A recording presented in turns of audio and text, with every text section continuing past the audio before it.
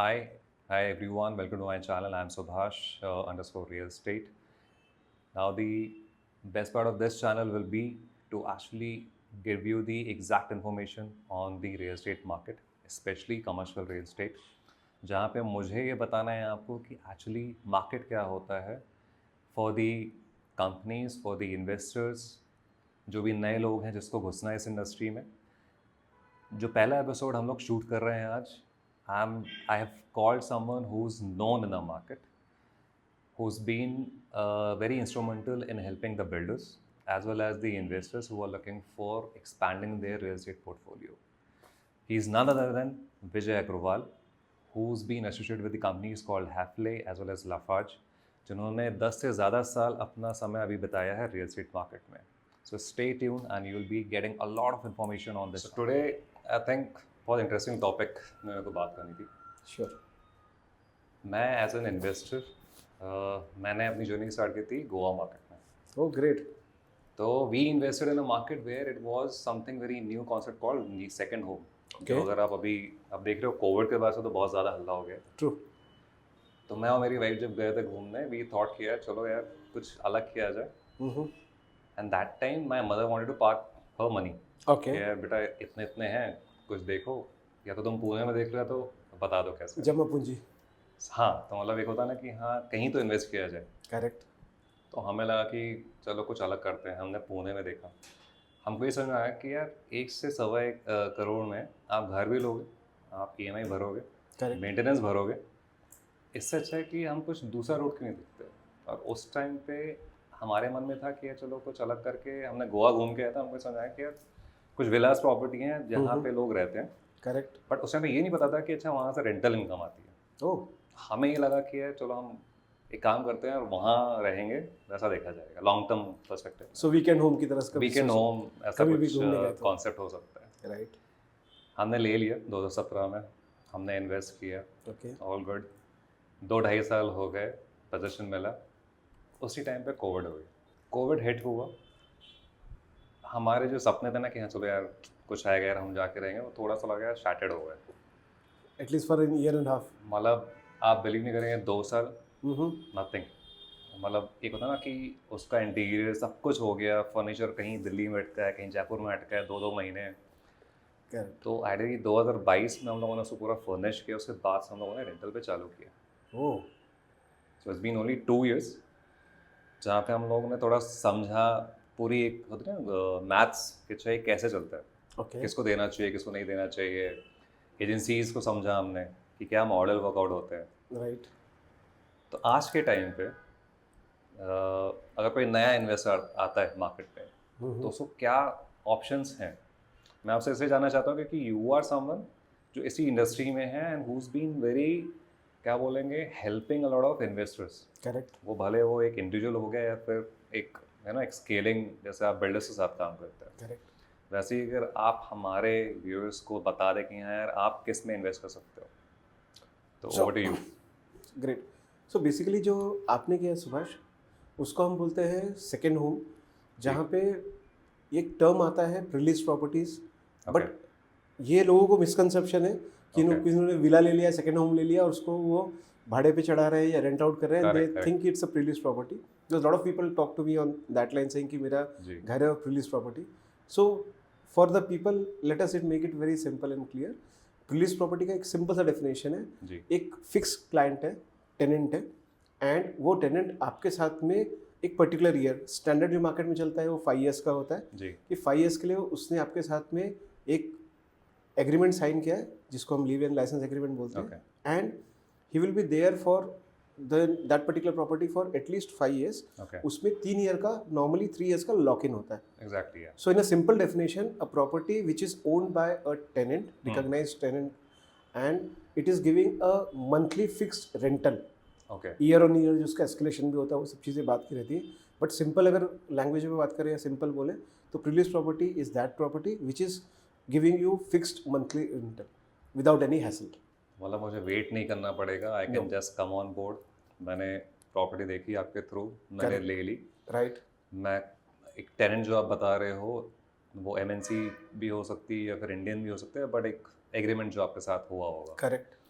So that makes more sense then. Absolutely. हाँ, और इसके बारे में So Pre-lease के basically, बारे में we do see there are a lot of pre-lease properties में there are a lot of things which has to be taken care, and typically with our knowledge and our experience we can say there are a lot of people or there are a lot of property which comes under 5 CR के range में, Okay. जहाँ पे typically whatever the definition of pre-lease is there, but the only thing is in that particular case the tenant profile is not so strong. Okay. So that what happens at certain point of time, and the classic example is COVID. हाँ. So there are a lot of people, the owners, they have given it on rent to some companies, and in certain cases we have seen that companies are not paid at all. वो है मतलब because of the COVID. And why it has happened? Because the tenant profile was not very strong. Okay. So what we do, we always suggest our clients to go for those kind of properties which are having a good tenant profile. When I say good tenant profile, means it should be MNC, Okay. it can be a listed company, it can be blue chip company, or a company who has got a solid background, a vintage of around 10-20 years. Okay. In that case, we have seen that these kind of companies stay for a longer time, and during trouble time also, they will negotiate in terms of rent, but they will not leave or they will not stop paying the rent. Exactly. मतलब वो amicably way में आप एक way out निकाल सकते Exactly. हो. तो जो हम आज सुबह जो डिस्कस कर रहे थे, let's say आपने एक बताया कि आपके पास पुणे में एक एयरवाड़ा में you have one property Right. which is available for pre-lease Right. Category में आ जाती है. एक प्रॉपर्टी है जहाँ पे इंडिया के जो एक नोन ब्रांड है, Right. मैनेज ऑफिस या फिर कोवर्किंग आप कह लेते हैं, Right. तो दे आर सिटिंग देयर. तो जैसे मैंने आपको बताया कि कैसे हो सकता है, तो आई थिंक एक नए इन्वेस्टर के लिए क्या क्या चीज़ें हैं जो मतलब एक चेक बॉक्स होता है, Right. वो आप अगर बता पाओ तो ज़्यादा अच्छा है. So Subhash, normally whenever we see any property, so there is a way we do the thing. First, we have got a team where we do our own due diligence before floating it in the market or before suggesting it to our client. So when we say due diligence, बहुत simple सी चीज़ है. We keep it, property को हमने प्रीलीज को बहुत simple रखा हुआ है, बेसिक सी चीज़ है. अभी आप ट्रैवल करके जा रहे हो, सबसे पहले आपको क्या होता है? पार्किंग. पार्किंग. अरे So what we do, whenever we are choosing any property, we directly take our vehicle to the basement. Okay. Parking में ले जाके देखते हैं, and how is the parking का experience, okay. That is defined. Because जब आप कोई चीज़ खरीदते हो ना, तो आपका माइंडसेट अलग होता है. जब आप कोई चीज़ रेंट पे लेते हो, आपका माइंडसेट अलग होता है. And believe me my friend, आज की डेट में सबसे इंपॉर्टेंट चीज़ पार्किंग हुआ है, जो उसके अंदर कोई बात ही नहीं करता है. मैं इस इंडस्ट्री से आता हूँ तो मुझे पता है क्या होता है. I understand. क्लाइंट सबसे पहले वही पूछता है since you are from coworking space, तो आई अंडरस्टैंड कंप्लीटली. पार्किंग कैसा और कितने हमको स्लॉट्स मिल रहे सो हैं. हमारे लिए ना सबसे पहला वो ड्यू डिलिजेंस का पॉइंट होता है. Okay. Never saying anything to the seller. एक पार्किंग एक्सपीरियंस कैसा है उस पर डिपेंड करता है कि टेनेंट कितना लंबा समय रहेगा यहाँ पे. जी जी. मीन्स नॉर्मली आजकल स्टैक पार्किंग होता है, बट मनवरिंग हो गया, पार्किंग का जिस तरह से स्लॉट्स दिया हुआ है, आपका ओवरऑल जो है गाड़ी आप पार्किंग पे लेके जा रहे हो, ये बहुत छोटी सी चीज़ है, but it makes a lot of difference because बंदा रेंट पे ले रहा है. You have to see the mindset, and these are when we the kind of clients we deal in, we have seen these clients are very very choosy and very very finicky, and they are very detail oriented. Agree. तो कई किसी को लगेगा यार क्यों इतनी बात कर रहे हैं प्रीलीज प्रॉपर्टी में पार्किंग की, बट पार्किंग से ही स्टार्ट होता है रेंट का, टेनेंट का रहना लंबा और ना रहना. नहीं वो है, क्योंकि सिर्फ ये तो आप प्रीलीज की प्रॉपर्टी की बात कर रहे हो. जैसे मैंने लीज आउट की है तो डिस्कशन ही वहीं से स्टार्ट होता है. एग्जैक्टली. बॉस पार्किंग कैसी है, कंजेस्टेड तो नहीं है. मैं अगर वहाँ पे जो डिसीजन मेकर अगर उसका दिमाग खिसक गया, correct, then he is out. Right. कहीं कहीं तो ऐसा होता है कि बिल्डिंग देख के पीपल डोंट एंटर. इट तो हैपेंस. आप सही कह रहे हो कि आई थिंक ये बहुत माइन्यूट सी चीज़ें हैं जो लॉन्ग टर्म पर्सपेक्टिव के लिए आपको सोचनी चाहिए. क्योंकि सबसे इंपॉर्टेंट चीज़ क्या है सुभाष, हम जब प्रीलीज प्रॉपर्टी की बात कर रहे हैं तो we are looking for a horizon of at least 5 years. हम बोलते हैं 5 years तक आप रहो, आप पूरा एक साइकिल एंजॉय करो, एंड जब सेकेंड साइकिल चालू होता है तब आप उसको सोचो वापस से निकालने का, सो दैट आपका प्रॉपर्टी अप्रिसिएशन आपको मिल चुका है. इन द मीन टाइम आपने 5 साल का उसमें रेंट भी आपने एंजॉय कर चुके. Now is the time to look for another property. But अगर आप इतना लंबा हॉरिजन देख रहे हो तो टेनेंट जो रहेगा वो तो चेंज होने वाला नहीं है. अगर टेनेंट को नहीं चेंज होना तो ये parking is the first thing. Okay. Secondly age of the building, construction of the building, building की क्वालिटी क्या है, maintenance, because again everything boils down to a mentality where he is a tenant. If he doesn't like anything he will just go away. Exactly. And the kind of client we deal in, हमारी जो भी property रहती है 7 से 8 करोड़ के ऊपर की property रहती है, Okay. उस केस में वी हैव सीन कि उन क्लाइंट का एक पर्टिकुलर टेस्ट होता है, उन क्लाइंट को एक पर्टिकुलर चीज़ें चाहिए होती है, वो छोटी छोटी चीज़ें उनके लिए रिक्वायरमेंट बहुत इंपॉर्टेंट होती है, and we always cater to those kind of things. Okay. So इसमें ROI कितना बन सकता है? So typically if you start 7 से 7.5% इज समथिंग जो कंफर्टेबली मिलता है, and if the investor is lucky he can get 8% also. Okay. इसमें एक और चीज़ है, जैसे आपने भी बोला गोवा में आपने प्रॉपर्टी इन्वेस्ट किया था, जी. वहाँ पे आपने अगर जैसे थोड़ा पहले आप गए और आपने कंस्ट्रक्शन के लिए वेट किया 3 साल, so we always say there is a point where the building is 80 और 85% ready, Right. But it is not completed, OC आया नहीं है. That stage if somebody is doing the entry, तो वी हैव Okay. सीन 8.5 से 9% तक का ROI भी मिलता है, but it he has to at least wait for 6 to 8 months before starting the Exactly. First rent. वो स्टिल अच्छा है rather than waiting for 3 years. Exactly. मतलब अगर मुझे कमाना है, अगर मैंने पैसा डाला है, तो मैं एक्सपेक्ट करूँगा जो एक टेंडेंसी भी होती है Right. हर ह्यूमन की कि यार मैंने बहुत इतना पैसा डाला है, I want to see the ROI now. Right. क्योंकि मुझे एज अ कंसल्टेंट कह रहे हैं या फिर from the seller point of view वैसी चीज़ें बोली गई थी. So Right. I take it as a commitment कि अच्छा ये Absolutely. बोला है, वो भले लिखे में हो या फिर मैंने अगर आपको सिर्फ बोला है, तो मेरे दिमाग में वो सब चीज़ें बैठ जाती हैं. Very true. Right. See, as a consultant, it is very important when you're doing the due diligence. Customer is basically dependent on you. Exactly. He goes with your gut feeling and he trusts you, and that is the reason he has engaged with you for buying a property. So I Okay. always feel this is our responsibility to give him the right thing.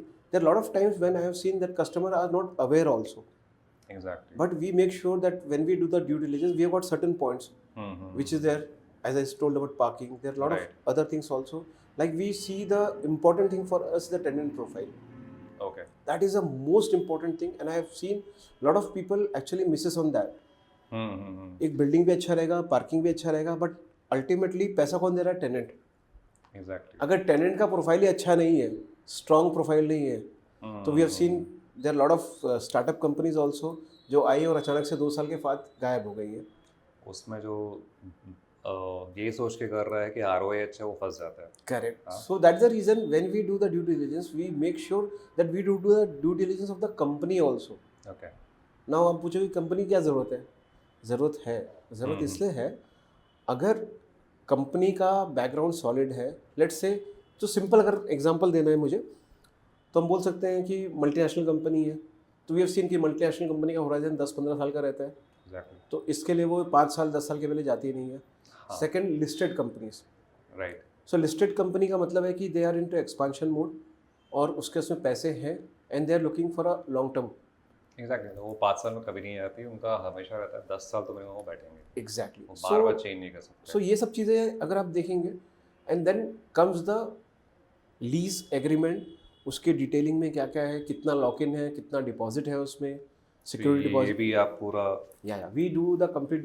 So normally what we do, we have got our standard process which we follow. So whenever we are presenting to our client, it will go into that thing कि एक बार client ने देखा वो sheet, ROI sheet जिसको हम बोलते हैं, he will not have any other questions. Okay. He will have the complete, and we always work with transparency. We don't believe कि आपने इसको ऐड कर दिया, ये 2-3 चीज़ें ऐड कर दिया, IRR जो बात करते हैं लोग, no.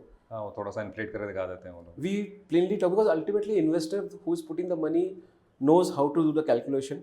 आपको दिखाने के लिए आपको लगता है कि 10%, 12%, it doesn't work that way. तो हमारा बहुत सिंपल सा जो बेसिक रेंट आया हुआ है, वो साल भर में कितना आ रहा है, कितना इन्वेस्टमेंट है, क्या सिक्योरिटी डिपॉजिट है, क्या प्रॉपर्टी टैक्स है, ये चारों चीज़ को मिला के जो आपका बचता है, that is the ROI, as simple as that. उसमें कोई एस्केलेशन कॉस्ट नहीं, बिल्डिंग 2 साल में इतना होगा, वो सब Nothing. मुझे लगता है कि वो कस्टमर भी समझ जाता है, वो गिमिक ही बोल सकते हैं. हाँ नहीं एक्चुअली, क्योंकि क्या है कि जैसे आपने बताया, राइट.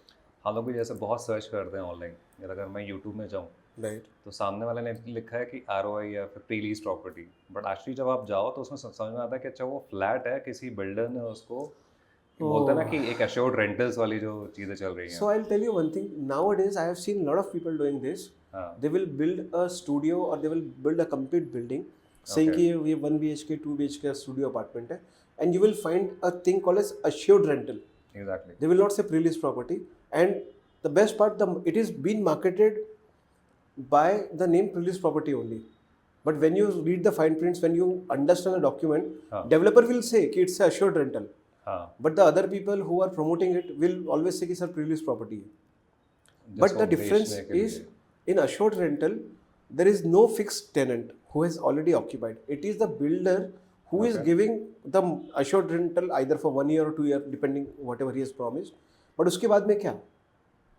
exactly मतलब it's आपने तो all on प्रीलिस्ट you प्रॉपर्टी की तरह कर था, और उस समय क्या होता है कि you are stuck up in such a way कि आपने जो है वो आरओआई में खरीदा हुआ है, आपने एज ए यूनिट नहीं खरीदा हुआ है, तो दोनों की इकोनॉमिक्स बहुत अलग होती है.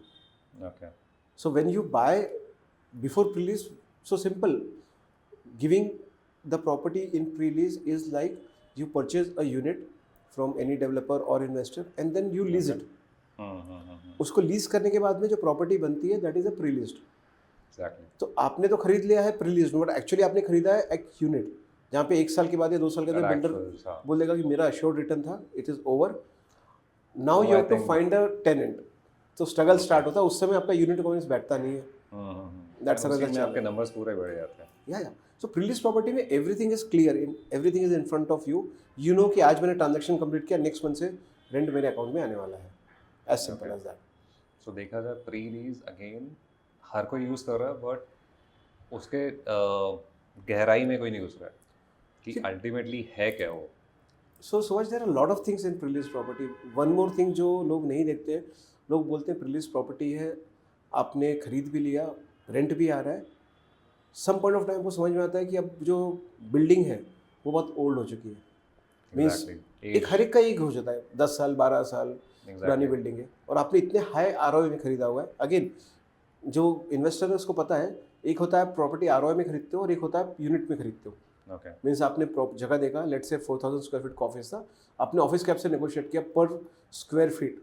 Where is in our prelease property you are buying in terms of ROI, in terms of percentage.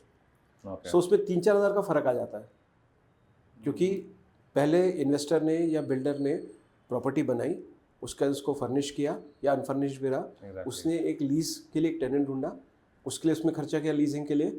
उसके बाद में कई बार फर्नीचर बनाना पड़ता है, उसको इंटीरियर्स पूरा करना पड़ता है as per the requirement of the, I think जो जनरली अभी जो जनरली उस पर इन्वेस्टमेंट होगा. Correct. And then doing all this things it becomes a prelease property. So वो पूरा चीज़ अलग हो जाती है विज़ आपने एक यूनिट खरीदा है. तो ये डिफरेंस जो है ना बहुत ज़्यादा रहता है. सबसे बड़ा तकलीफ होता है जहाँ पे लोग ने 2-3 करोड़ की प्रॉपर्टी खरीदी हुई है. वो तो आई थिंक अभी वो हो गया कि चलो 1 करोड़ तो आप बोल रहे हो, people can start investing in by 25 lakhs as well. So that is something, yeah, that's a very good thing you have brought up. That is called as fractional ownership. Fractional ownership. ये बहुत अच्छा concept है, कभी इसके बारे में और detail में बात करेंगे जी, चाहिए जी, तो. जी. But this is something which is catching up. इसका एक अपना अलग मार्केट है. Okay. प्रीलीज ही है प्रॉपर्टी, बट इसके इन्वेस्टर्स अलग है और फ्रैक्शनल ओनरशिप के इन्वेस्टर्स पूरे अलग हैं. Okay. नहीं, ठीक है. I think we'll keep the topic on main discussion and main agenda on the pre-lease. Right. Pre-lease में एज एन इन्वेस्टर अगर मैं आता हूँ, जैसे आप बता रहे हैं कि 5 ईयर से ऊपर वाली लीज में you deal with that right. Bracket. तो अगर मेरे पास, चलिए मैं अगर इन्वेस्टर अगर मेरे पास 3 करोड़ है आज, सो ऐसा कुछ हो सकता है जहाँ पे मैं 3 करोड़ लगाऊँ और आपके पास अगर कोई और दूसरा है इन्वेस्टर वो जोड़ के लगाए, नॉट फ्रैक्शनल. फ्रैक्शनल तो it's like very small sum. So good question. So I would suggest, since you are buying a property, so normally हम लोग कभी भी सजेस्ट करते हैं अपने क्लाइंट्स को, इन्वेस्टर को, कि whenever you are buying any property, आप उसको LLP फॉर्मेट में लीजिए. Okay. So what is this? बहुत सिंपल है. एज एन इंडिविजुअल जब भी आप प्रॉपर्टी परचेस करते हो आपको स्टैम्प ड्यूटी भरना पड़ता है, एग्जैक्टली. और अगर आप एज अ कंपनी परचेस करो आपको स्टैम्प ड्यूटी भरनी पड़ेगी. But there is a big difference when you are selling. So as an individual when you are selling, तो जो नया बंदा खरीद रहा है उसको भी स्टैम्प ड्यूटी लगेगी. But actually when you have taken or the property in a LLP, when you are selling, stamp duty will not be attracted, because that time you can do basically a transfer of shares. ये नहीं पता था. So इसमें क्या होता है कि straight away जो है ना 7% जो है जो गवर्नमेंट को जाता है स्टैम्प ड्यूटी के लिए, Okay. वो आपका सेव हो सकता है. सो प्रॉपर्टी का ROI ओवरऑल जो है दोनों के लिए बेनिफिट रहता है, बायर एंड सेलर के लिए. I think So that's coming to fair. your question, in LLP format, what happens? You can basically tie up with your friend, relatives, और आप बड़ी Okay. प्रॉपर्टी खरीद सकते हो. बिकॉज पर्सनली अगर मुझसे पूछोगे एज अ फ्रेंड, अगर आपको 3 करोड़ की प्रीवियस प्रॉपर्टी खरीदनी है, आई वुड से कि मत खरीदो. And you will be surprise, क्यों नहीं खरीदोगे? सब फिक्स ROI आ रहा है. सब हाँ बिकॉज ROI जो आ रहा है अभी आ रहा है, 1 साल तक आएगा, 2 साल तक आएगा. You are not very confident कि वो पूरे 5 साल तक आएगा rent, for a simple reason. You have to understand the psychology. अगर 3 करोड़ की प्रॉपर्टी है, तो वो जो लोग का रेंट आ रहा होगा वहाँ पे, अगर आप देखेंगे टिपिकली तो 1.5 से पौने 2 लाख के बीच में रेंट आएगा. एग्जैक्टली हाँ अभी ये कंपनी ऐसी रहेगा जिसका अगर आप सीटर अरेंजमेंट देखेंगे तो 40 सीट से 50 seat depending on the layout वो रहेगा. So these company are in the expansion mode. and they can move out any तो time they they can feel. Move out at any point of time. It's not कि वो छोड़ के जा रहा है, बट उसकी मजबूरी है. And so they will not stay for a longer time. And please property में क्या होता है, एक बार आपका टेनेंट गया, आप दूसरा टेनेंट ला सकते हो, बट but then वो जो जो gap आ तकलीफ होती है, जाएगा, गैप होता है, वो जो ट्रांजिशन पीरियड होता है ना, it is not good for the owner. और वो ROI वहीं हिलता है. ROI तो रहता है, कहीं ना कहीं हिट होता है. एक आध महीने आपको कहते हैं ब्लैंक रहता ही है, जहाँ पे प्रॉपर्टी शिफ्टिंग हो रही है, जो नया बंदा आता है बोलता है कि रेंट फ्री पीरियड दो and all those thing. So Exactly. Generally I suggest कि if you are buying a property, आप देखो जिसका रेंट 5 लाख के ऊपर आ रहा है, Okay. वो प्रॉपर्टी लेना चाहिए. ये हमारा जनरल, अगर हम देखेंगे तो इतने सालों का एक्सपीरियंस है कि अगर आप मुझे पूछोगे कि क्या चीज़ सबसे इंपॉर्टेंट है, आई वुड से 90% time if you see the rent, if is going beyond 5 lakhs, it means कि वो प्रॉपर्टी किसी ना किसी अच्छे कंपनी, अच्छे टेनेंट के पास में. तो अगर उसमें आप लेंगे तो लॉन्ग टर्म में आपको ये पता है कि एटलीस्ट 5 साल 10 साल वो टेनेंट छोड़ के जाएगा नहीं. So profiling is must. Profiling is must. So coming back to your question, I would simply say 3 है तो 3-4 और जोड़ के 7-8 करोड़ की प्रॉपर्टी लो. You will enjoy peace of mind. Ultimately क्यों ले रहा हो प्रॉपर्टी? नहीं obviously peace of mind. Peace of और mind. मुझे ये चाहिए कि हाँ चलो अप्रिशिएट भी हो, बट हाँ ठीक है अंडरस्टैंड, क्योंकि मेरा एक एक्सपीरियंस रहा है. बट वहाँ पे एज इंडिविजुअल देखो था ना कि वैसे मैंने फेस किया है. तो फिर I would suggest another thing जिसको हम बाद में कवर कर सकते हैं, that is fractional ownership. Okay. So आप फ्रैक्शनल ओनरशिप में ले सकते हो. उसको आप फिर अपने रिस्क को अलग अलग तरह से डिवाइड कर सकते हो. If you are a person who thinks कि नहीं मुझे किसी और के साथ नहीं करना है, मुझे अपना पैसा अपने उसमें डालना है, तो I would suggest in different way. If you want to enjoy the benefits of prelist property, so another thing is कि you can buy in fractional ownership. आप उसको 3 या 4 जगह प्रॉपर्टी में स्प्लिट कर सकते हैं in different cities also. Okay. So that is a very very different thing and very upcoming thing. You can definitely yeah, talk on that topic We'll also talk someday. about. So coming back to the same thing. Mhm. Release में जैसे मेरे पास 3 करोड़ है, कोई friend आता है, फिर कोई दूसरा आता है. So forming an LLP is a good thing. Yeah, it's always a wiser decision because Okay. अभी कल की रोज में आपको निकलना है या उनको निकलना है. So you are not disturbing the complete agreement and any other thing. आपका जो शेयर होल्डिंग जो पैटर्न है, जिसके आपसे अपने इन्वेस्टमेंट किया उसके आपसे आपका शेयर होल्डिंग पैटर्न डिसाइड हो गया. So any other person who wants to come, he has to just Okay. By the share of that particular person. Okay. जो रिटायरिंग पर्सन है वो बाहर निकल जाएगा कंपनी से, और जो नया बंदा वहाँ पे आ गया on the valuation which is of that particular day. होता क्या है, इसमें जो आपका रेंट एग्रीमेंट बना हुआ है विद द कंपनी, आपका जो एस्क्रो अकाउंट बना हुआ है, उसमें Okay. कहीं चेंजेस नहीं होता है. Okay. So that is again advantage of buying a property under LLP. LLP. और यही अगर आपने समझो आपने 2 लोग ने मिलकर सेम प्रॉपर्टी को एज ए जॉइंट बायर किया होता, तो अगर उस किसी को निकलना है दोनों में से एक को, तो आपको पूरा प्रोसेस करना पड़ा होता, उसको स्टैम्प ड्यूटी वापस से भरनी पड़ी होती. So there lot of hassles Exactly, also. exactly. And the same thing then you have to inform the tenant also that we are changing, so the account number and all those things will change. So you can just see how many hassles and how many days you are saving with this just by doing LLP thing. नहीं, I think that is one way forward जो investors देख सकते हैं.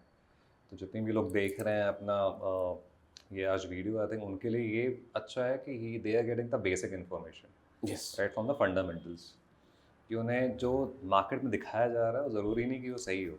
Subhash, unfortunately क्या हो रहा है ना कि आज के डेट में आई ऑलवेज से जो मीडिया है या जी. जो जितने भी आज को हमारे को इन्फॉर्मेशन मिल रही है ना, वो हाफ बेक इन्फॉर्मेशन मिल रही है. वो 30 True, सेकेंड 1 मिनट की जो रील्स में मिल रही है information, they are not doing anything wrong, but they are not giving the complete picture. और उसके कारण Exactly. क्या हो रहा है, lot of youth and lot of people are getting not the correct knowledge, they are Misguided getting the ज़्यादा हो half रहा है. नॉलेज. Exactly. उससे उनको समझ में नहीं आता. अगर मैंने बोल दिया कि LLP ले लो, there will be certain time when I would say कि don't take it in LLP for a simple thing. There are a lot of people who cannot come into company, Exactly. like government officials. They have to buy on their own name. They cannot come into company. अगर किसी ने ये reel देख के बोला कि नहीं मुझे सिर्फ LLP में लेना चाहिए, now can you believe कि वो, या आप सोचो कितना बड़ा वहाँ पे ब्लंडर हो जाएगा. Actually. सो यही प्रॉब्लम तो होती है. उसके लिए सबको लॉन्ग वीडियो देखना पड़ेगा हम लोगों का. ये तो चलिए हम लोग ऐसा कर रहे हैं, but idea was to capture the pre-lease concept right. Through a known person, जैसे आप हैं, जैसे आपने गाइड किए, राइट. क्योंकि you talk to a lot of investors and a lot of clients. मुझे इतना है कि हाँ, I want to bring someone on the platform जो सही तरीके से गाइड कर पाए. जैसे आगे जाके अगर कोई आपके पास आता तो ही और she is actually in a safe hand. That's most कि इम्पोर्टेंट. अगर मैं जा रही हूँ या फिर जा रहा हूँ तो मुझे पता है कि यहाँ हर एक चीज़ right from stage 1 till the hand over and पूरा documentation, Vijay and the company will be there to support them. Yes. Right. चलो, आई थिंक आज के लिए प्री-लीज में I think it's more than enough to capture. Absolutely. I think this is again a long-term thing where we can keep on, talk on the pre-lease. Second topic जो आपने बताया, fractional ownership, we'll talk on that Absolutely. part next. Because this is something another interesting part. Absolutely. And that is something which has got a larger audience in the sense, just to give you an idea, closing statement, अगर 7-8-10 करोड़ के investors let's say अगर 100 है, तो fractional ownership का सबसे best part है. पहले तो 25 लाख का था, अभी गवर्नमेंट ने शायद से 10 लाख भी कर दिया है, कम चला गया. कम कर दिया है. But again I would say lot of companies I have spoken to, they are sticking with 25 lakh because उनको 10 लाख के उस पर ब्रैकेट में आना नहीं. तो कैन इमेजिन 7-8 करोड़ विजा विज 10-25 लाख. तो आपका ऑडियंस है, आपके इन्वेस्टर्स का रीच कितना बढ़ जाता है, एंड Exactly. कितने सारे आपको नए लोग उसमें मिल सकते हैं. हाँ, मतलब क्योंकि अगर रिटेल इन्वेस्टर्स की इतनी जो एक होता ना contribution is going towards stock market. Absolutely. अगर किसी को ये है कि हाँ, उसने स्टॉक मार्केट में एक टेस्ट किया और उसका गलत एक्सपीरियंस रहा, करेक्ट. उससे नेक्स्ट चीज़ करनी है तो this is something as a optional, right. या फिर एक सेकंड वो हो जाएगा कि रादर मैं अपना पैसा अगर डूब गया तो एक स्टेडी इनकम अगर मुझे आनी है तो this is one way. Correct. Right. Done, Vijay ji, it was lovely meeting you. I Thank think you, we'll Subhash, for keep on, inviting me. talking on the I other hope topics. whatever we have spoken, and it is something नहीं, people it should was. enjoy. I think and- जो हमारी team भी है यहाँ पे उनके लिए भी एक Yes. होता है ना, एक न्यू लर्निंग है Correct. कि अल्टीमेटली अगर मुझे रियल एस्टेट में घुसना है apart from the regular thing, वो क्या हो सकती है.